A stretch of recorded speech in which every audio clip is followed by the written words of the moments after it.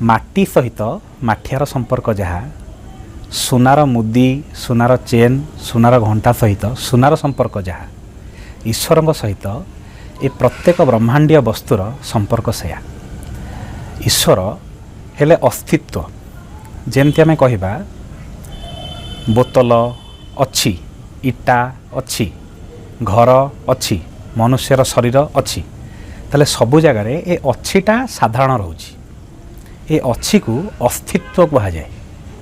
ईश्वरंक बिना ए संसार अस्तित्व नहीं।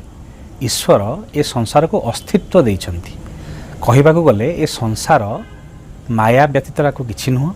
ईश्वर निजे ही निजको भिन्न भिन्न रूप से प्रतिभाषित करी संसारर भ्रम सृष्टि करती। तेणु जेतबले आमर मन बुद्धि आम कार्य करिवार क्षमता बाहर को किसी चली जाए